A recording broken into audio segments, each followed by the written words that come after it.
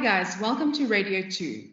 The fact that you're here means that you really have a passion for radio, which I find amazing. And it's something that I hope we can work on together to cultivate and to have grow even larger, because I personally have a massive, big passion for radio.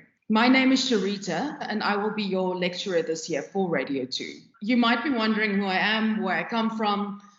So to give you a little bit of a background about me, I went into radio when I was 16, started doing internships at what was then still known as P4 Radio, which is now Heart FM in Cape Town.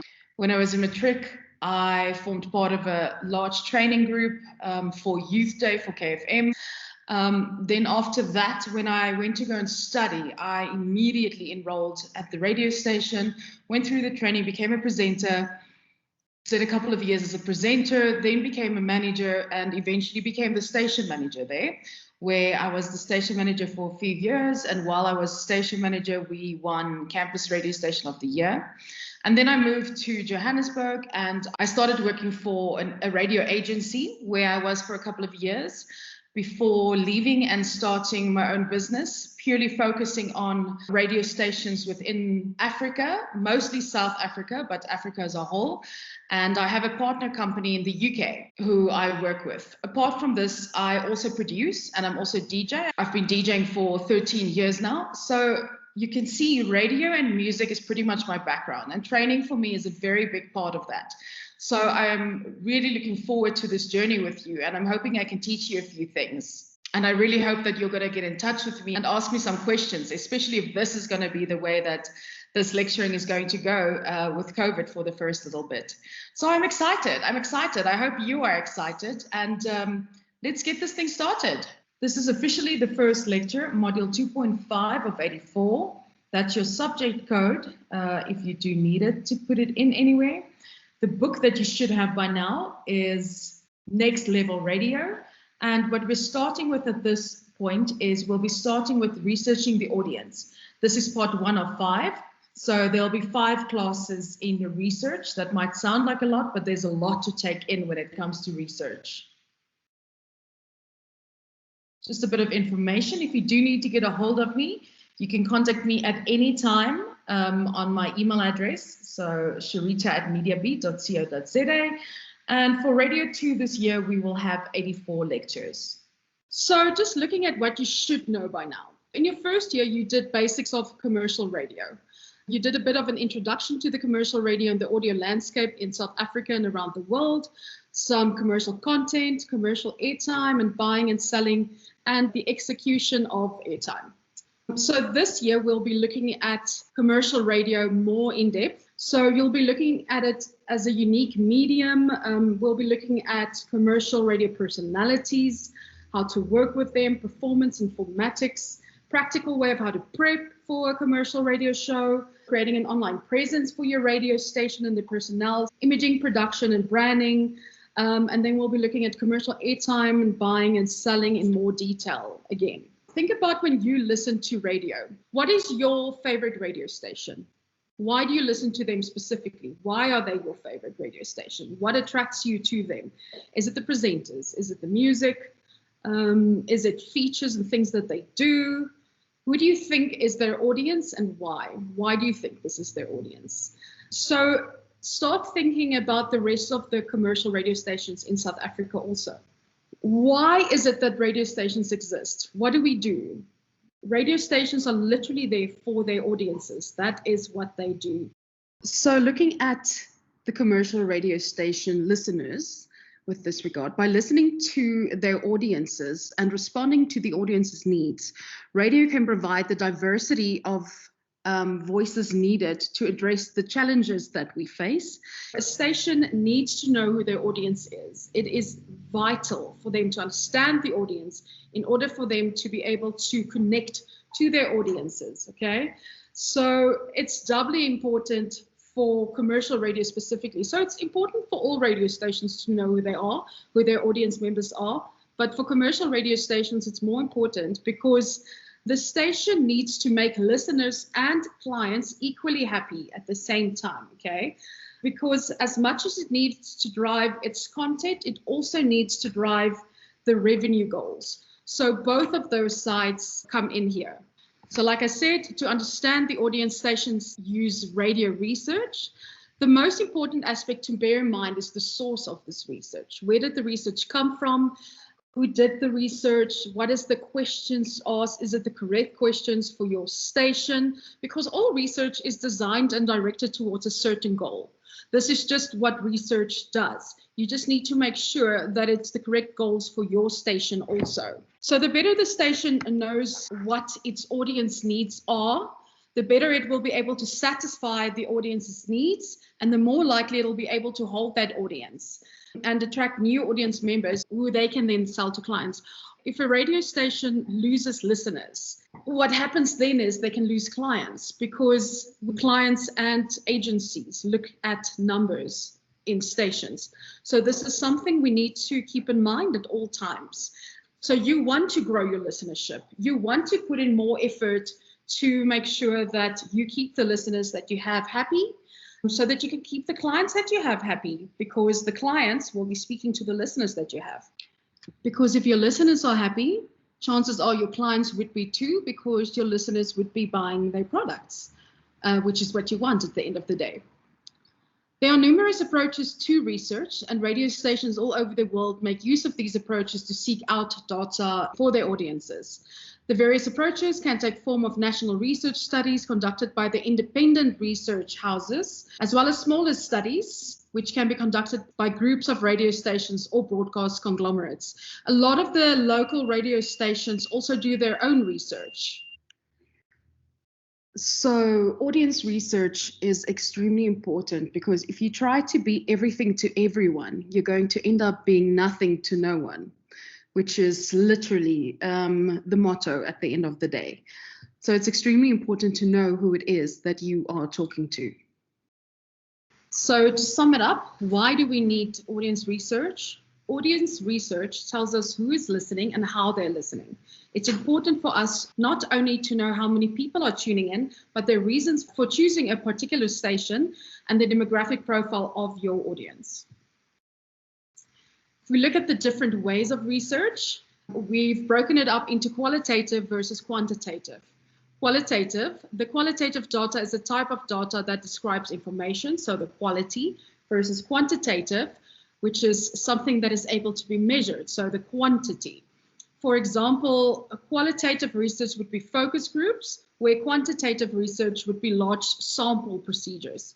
Taking a look at common themes that appeal to all people. So there are certain things that we all have in common, okay? Everyone likes clean sheets and the cold side of a pillow. We all hate traffic and queuing. We all get bored. We all hate YouTube ads, even though there are so many of them. We'll all pace around the house if we phone someone. We're all worried about dying or losing a loved one. And we all have bad habits. So there are things that appeal to all people. As a class, if we were to sit in a lecture hall now and we were to list 5 points that run across the entire class as they decide to apply to all of you with regard to 5 songs that we all like, 5 things most important to you in your life, 5 reasons you get up in the morning, we'll find commonalities. There are things that we'll all have in common at the same time. It is these themes that radio stations focus on as their expertise. Stories where people succeed despite the odds are things that people focus on, because we as people, as human beings, love those stories. We love to see that despite everything, people can succeed. It gives us hope. So it's all about interesting topics that'll appeal to the majority of the audiences. And that's the kind of things that we as a radio station will focus on. When we look at your audience and understanding the audience, it's important to realize that listener behavior has changed drastically over the past decade. Think about 10 years ago. How did you listen to the radio? Or 20 years ago even, how did you listen to the radio? In my case, I would be sitting with my parents or my grandparents or whoever around the radio normally and listening to stories, because there were a lot of stories back then on the radio, Or when the family was cooking, the radio would always be on. The radio would always be on in the background. Whenever anyone entered the house, they would switch on the radio and listen to the radio. So over the years, obviously, as the internet expanded and podcasts and everything started coming out, and the music apps came through, people started listening to those more and less to radio. You can see it throughout the world. If you look at how good the radio listenership is doing across the globe, you'll see quite drastically different figures than it was 10 years ago. So obviously things will keep on evolving as we move on, which means that we have to move with them. Radio stations need to move with them, adapt to keep their listeners. So as mentioned, with the full swing of the digital age, there's very short concentration spans. People are always on their phones, along with listening to radio or to music or whatever it is. Or you'll be on your laptop at the same time. You'll be on social media. You'll be checking your Facebook, and straight after that, your Twitter, your TikTok, whatever is going on all the platforms. Very short attention spans. If things aren't extremely exciting, they'll lose you very quickly. That's just the way that things are going at the moment, because there are multiple external stimuli and it's growing exponentially. What's happening is we don't have a lot of time, and we have so much information that we can absorb. So if you don't engage a listener, you will lose them for sure. You need to realize why they are listening to your station. So if we look at how people absorb information, there are 3 different ways that information gets absorbed. So either auditory, visual, or tactile, or kinesthetic. So depending on who you are, auditory learners will take in information through listening and speaking. To fully comprehend certain details, these learners prefer to hear instructions and sometimes verbally repeat them. Then the visual learners want to see the material first. They want to see what they are taking in. Tactile learners, on the other side, are doers. So they can read or listen to something the whole day, but for them to really have something sink in, they actually need to practically do something about it. So as much as our goal is to entertain, we need to use the auditory tools that we have on hand in our on-air execution. So we need to use our websites, our Facebook pages for the visual side of it. And then we need to find new ways to extend to the tactile. So a lot more on the ground kind of things need to start happening, because we can't only purely focus on air anymore. Those days of radio are long gone, okay? So it's always those 3 aspects. You'll notice that a lot of stations talk about the 360 approach. When you ask yourself about research, there are 2 different types of radio stations. So the music stations versus the talk stations. How effective do you think research can be, or should be, or would be run in the one versus the other? Do you think there's a difference in how the 2 will be run, or do you think it's the same way? If I were to do research today on 947, but also on 702, can I use the same questions? Do I need to sit and think about it and come up with a different strategy for the 2 different stations? Think about it. I'd like you to perhaps do a little bit of research on that and let me know what you think. Do you think it's different? Do you think it's the same? If it is different, where would it differ from a talk radio station? So the other thing that we need to keep in mind is, as much as there are all these changes around the world when it comes to radio, what doesn't change? What gets your attention when you listen to the radio? Think about your favorite station, okay? When we spoke about that earlier. What is it that attracts your attention? What is it that keeps you? What is it that you listened to this morning on the radio? Hopefully you listened to the radio today or yesterday. You know, you're in radio, so you have to be listening to radio the whole time. But what is it that attracted you? Is there a story that stood out for you that you listened to? I'm hoping there's at least one, but what stood out for you? What is it that was memorable? What kind of a story did you have that was a memorable story? Think about that. Okay, keep that in mind. Going forward, I want you to listen to stories that you find memorable. So every day at the end of the day, think about it. What can you remember about what was said during the day? If there's nothing you remember, that means it wasn't a good day for radio. Okay, But things that grab people's attention, health stuff, especially at the moment with COVID, we are so focused on it that as soon as we listen to anything or listen to the radio and they start talking about COVID, we immediately tune in, okay? Because it's relevant, it's now, it's something that is very close to all of us. So health, it's a big one right now for us. Emotional stories, so obviously the heartstrings. Think about TV programs that you watch. Do you watch any soapies? What are the kind of things that you watch or that you listen to? Are there any emotions to them? Remember, when I say emotions, it doesn't have to be people falling in love. It doesn't have to be rom-coms. So emotions are things that make you laugh, things that make you cry, things that give you goosebumps, and obviously things that just leave you with a lot of thought into it. So heartstrings has a lot of different emotions attached to it, okay? Big thing, everything we do. You and I have a connection. That connection has a heartstring, okay? That's why we listen to radio. Pocketbook, money, things that have to do with, when I say money, it could be different types of things. So it could be a case of home loans, if you want to go into that, car loans. It could be a case of there's a new bank opening up. I must check what is this one versus that one. And then lastly, transformation. So giving a listener hope for the future. Hope is a big thing for us. So we as people love listening to something and walking away happy, walking away with a good feeling that there is hope. There's hope for humanity. There's hope for me. There's hope just for anything, whatever it might be. There's hope for that couple that was helped on ages now. You know, that kind of stories, that's stuff that people love listening out for. So big things with that. When we move on to the next one, research in radio. There are different types of research in radio, obviously. The first one we're looking at is the demographic variables. So when I mention demographic variables, I refer to things such as age, sex, income level, race, employment, location, level of education, things like that. And then when I look at geographic variables, so geographical variables are defined as variables that provide information about the characteristics of a place instead of just the location of that place.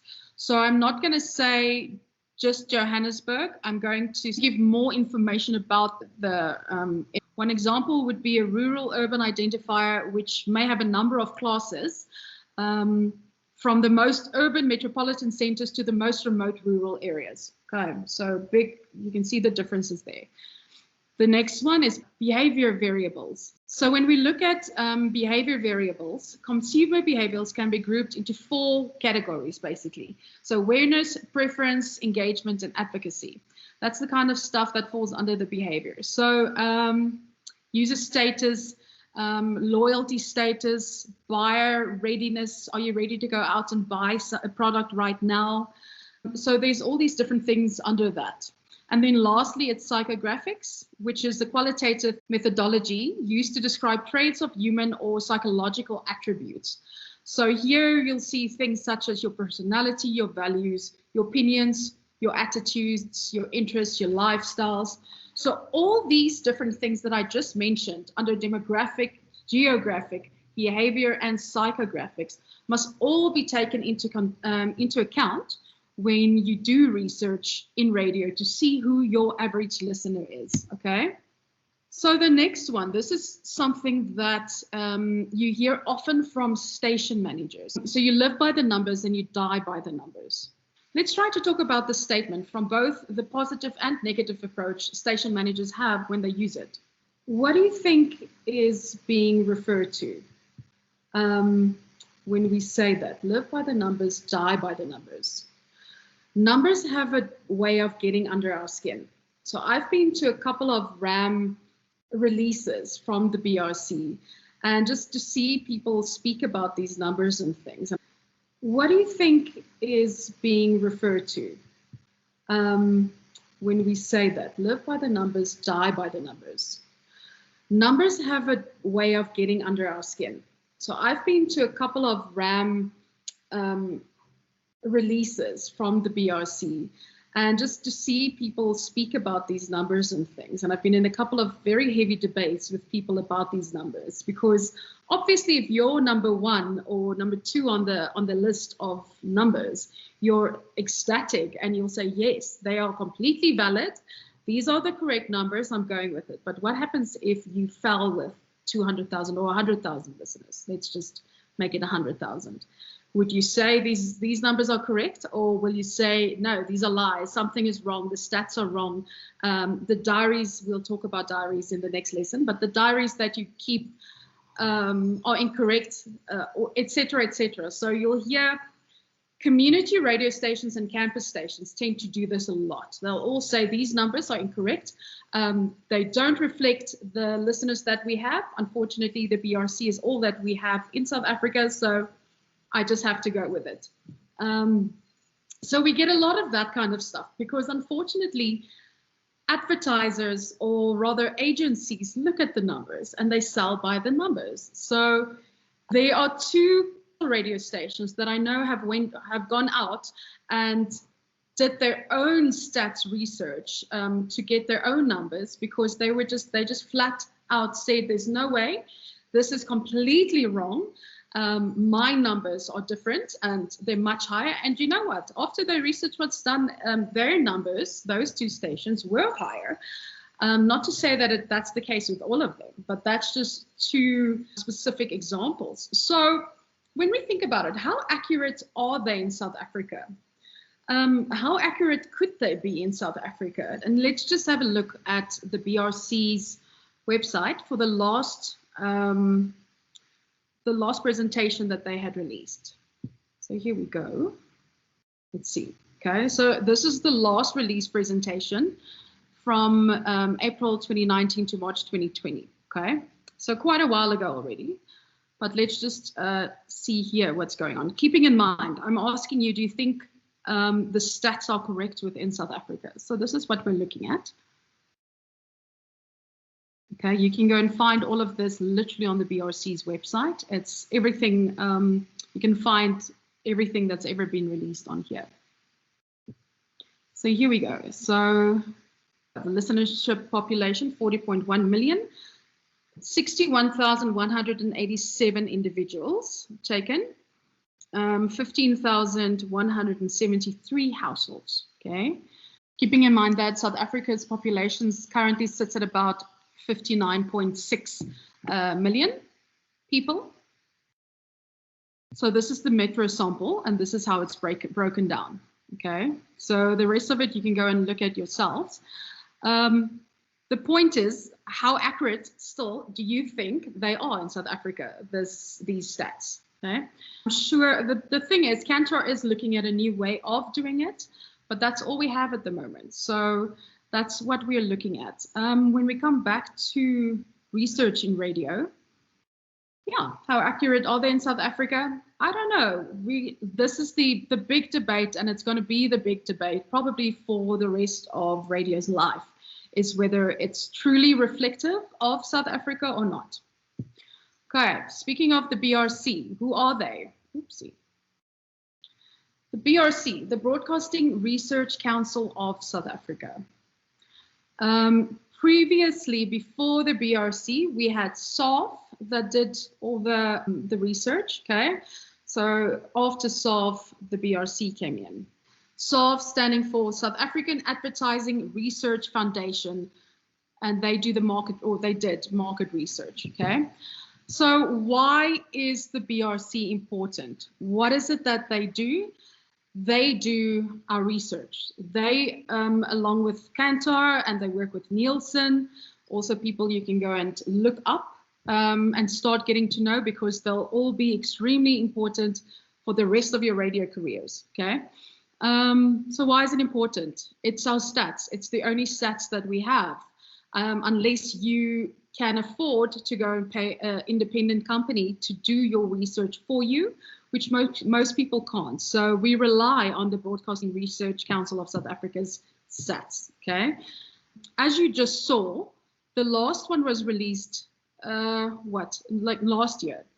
So that's quite a gap from last year up until now to not have any updated stats. So it's quite worrying.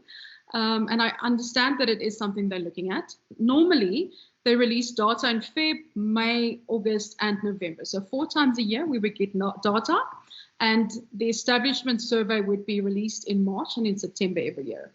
So if we look at the BRC research in COVID, how COVID has affected it, as I just mentioned, nothing has been done yet. So obviously the first quarter they worked on, and then this was released last year, okay, in the first quarter. So that's how old this is. So this is where I found this is if you log on to the BRC's website, the front page, just to let us know that they are still working on it, okay? And again, they are still working on it currently. Kantar is working on trying to see what to do next, but this is where we're sitting. Nothing new has been released.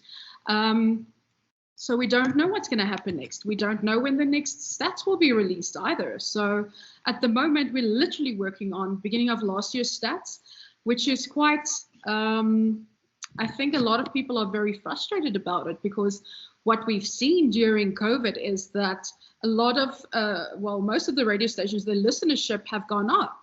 Even though advertising obviously went down because people didn't have money to spend anymore, but their listenership figures definitely went up, and you could see how people started listening differently. So people that normally would listen during breakfast or drive when they're driving to work and to home weren't listening during those hours anymore. They were listening during later hours in the morning, and they weren't listening so late in the afternoon. So there's a lot of things that are now being considered in that time. Obviously now things are getting back to normal, but these are all stats that we needed.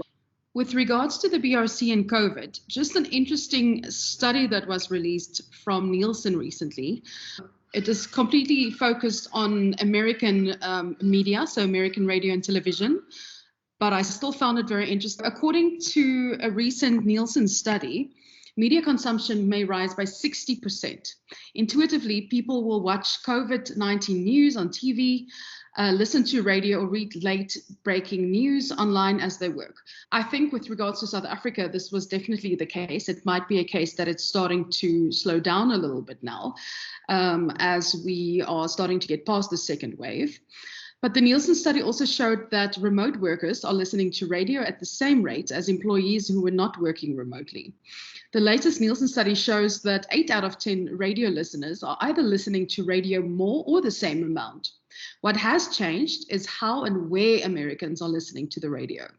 26% more are listening from home, 19% more are listening from their mobile devices, 14% more are listening to podcasts, 12% more are listening to on their computers, 10% more are listening on their smart speakers.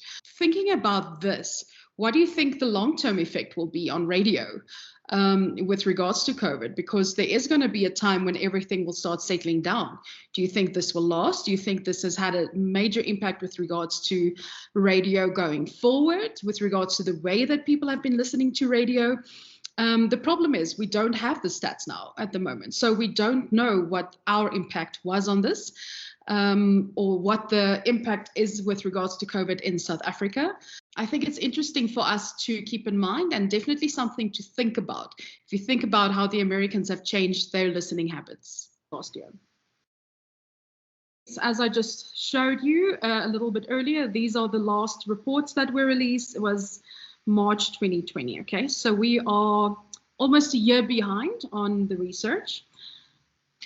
When looking at LSM versus SEM, LSM, the Living Standards Measure, has been in use or was in use for a long time.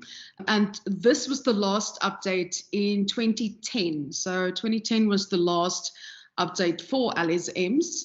And these 29 questions is what needed to be answered to define whether you are in LSM 1 or 10. So in between LSM 1 to 10. So the things that you looked at is firstly, whether you had hot running water from a geyser. Secondly, did you have a washing machine? Then an electric stove? Did you have a computer or a desktop or laptop? Number 5, 0 or 1 radio set in the household. Number 6, no domestic workers or household helpers in the household. This includes live-in and part-time domestics and gardeners. 7, flush toilet in or outside the house. Number 8, a TV set. 9, motor vehicle in the household. 10, vacuum cleaner or floor polisher. 11, a microwave oven. 12, Mnet or DSTV subscription. 13, a house or cluster house or townhouse. 14, metropolitan dweller. 15, DVD player. 16, tumble dryer. 17, 3 or more cell phones in the household. 18, 2 cell phones in the household. Obviously different points depending on where you fall. 19, a VCR. 20, tap water in the house or plot. 21, home security service. 22, a fridge or a combined fridge or freezer. 23, a deep freezer, which is freestanding. 24, a rural rest. 25, a built-in kitchen sink, a home theater system, a home telephone, a dishwashing machine, and lastly, hi-fi or music center. Interestingly enough, if I look at this and you look at where the SEMs are today, as of 2017, if you have a VCR, you're seen as on the poor side, so the lower SEM. So whereas here, you still would have been on the high LSMs. So you can see what we mean when we say it's about what you have still here versus the way that you live, which just shows the way that society has moved with regards to our measurements. The problem with this is where our stats lie. So it's really important for us that these should be correct. This is what the agencies look at. The agencies look at whether you are a high or a low SEM station. And unfortunately, a lot of them still look at the LSMs because they don't all use SEMs yet. So another thing that we need to look at, taking into consideration the BRC, okay, is the way that it's measured. So the different type of measurements. Normally, we always used LSMs, okay? You will still today, if you speak to marketing people or advertising people or agencies, etc., people still refer to LSMs, okay? Because LSM was the measurement used up until 2017, okay? So living standard measure. What is that? What is LSM? LSM is basically what you have, okay? What did you have in your house? Which is the way things were measured back then. LSM would look at what, like I said, what you had versus SEM, which is what we use now, which is socio-economic measure. And SEM is a measure that depicts how you live, not necessarily what you have. So you could live in, I don't know, a 5-bedroom house, but not have I don't know why you won't have a fridge, but not have a fridge, for instance. On LSM, that would count against you. On SEM, it won't necessarily, okay? What they did is from 2017 to 2019, LSM and SEM was running parallel with each other. The reason for this is the two are completely separate. You can't take them into consideration and say the one just literally replaced the other one, because it's not the same thing. And there was a lot of research being done around this when this came in. And according to the Publisher Research Council, LSMs completely misrepresent the South African market because they haven't kept pace with the changes, okay? Because remember before this, LSMs weren't changed for 7 years. From about 2010 to 2017, it stayed the same, even though we all know how the population has grown, how households and things have changed since then, okay? So now the measurement that we're sitting with at the moment is SEM. So here you can have a look at it. Here are the 14 SEM inputs. So they ask things like, so you can actually go do the survey online. You can do the SEM survey online and they'll tell you where you are ranked from 1 to 10, okay? Do you have a built-in sink? Do you have water / do you have hot water? What type of toilet do you have? Do you have a car? Do you have a microwave oven? Do you have a washing machine? Do you have a separate standing deep freezer? So one of those, like a big ones. Do you have a vacuum cleaner or a floor polisher? What type of roof material is your roof made of? type of floor material, number of sleeping rooms in your house. Do you have a security service? Is there a post office close to you, police station close to where you live? So it's all these kind of things that are now taken into account. And there at the bottom, you can literally see what they show, the fairy tale versus reality of the LSM versus the SEM, which we see as the reality now. Okay, so that is currently what we are measured with. So in South Africa, as I just said, we use the BRC with the SEMs. And I mentioned the word Nielsen earlier. I mentioned Nielsen and I mentioned Kantar. I'm sure you're wondering what they are unless you know something about the industry. So both of these are used for gaining stats. Okay, so Nielsen is global. It's throughout the world, people use Nielsen, and Nielsen is used on TAMS as well. TAMS is the television data, where RAMS is obviously radio data. Nielsen is a global measurement and data analytics company. Kantar is also a data and more of an insights and a consulting company. So they also do data. So both of them are involved within South Africa, within the BRC, to help with our statistics. Okay, then let's see when we go to the next slide. I hope I haven't lost you yet and that you're still with me, seeing as I can't see you.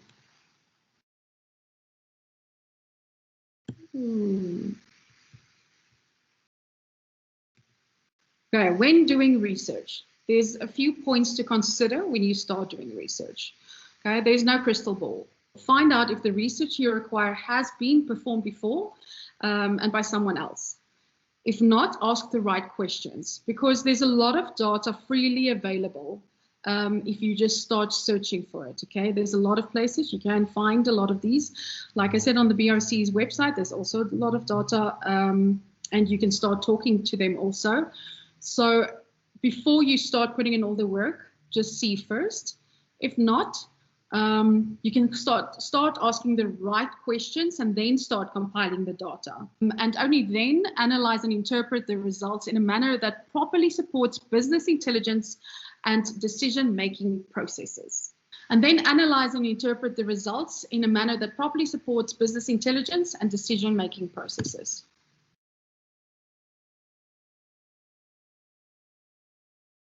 Another few points to consider. Don't get intimidated by the language of research. When you start doing research, especially if you're quite new in it, you're going to hear a lot of different things and people that will tell you how to do certain things. Two of these studies and words that you'll hear is tracking studies versus action studies. And these two can tell you in which direction you should go next. Okay, both of these are very important. So when we look at the differences, action study or action research refers to a wide variety of evaluative, investigative, and analytical research methods designed to diagnose problems or weaknesses. Okay, so here you go and you look at it, you evaluate the stuff, you investigate, you analyze your research methods, or your research rather, and you see if there's any weaknesses or anything that you can change, whether it's organizational, instructional, whatever it might be. And this helps us to develop practical solutions to address our issues quickly and efficiently. Okay, so action study, looking at the actions. So it's literally us and the action that we'll take. In essence, action study can be seen as self-reflection. The purpose of action research is to learn through our actions that then leads on to personal or professional development.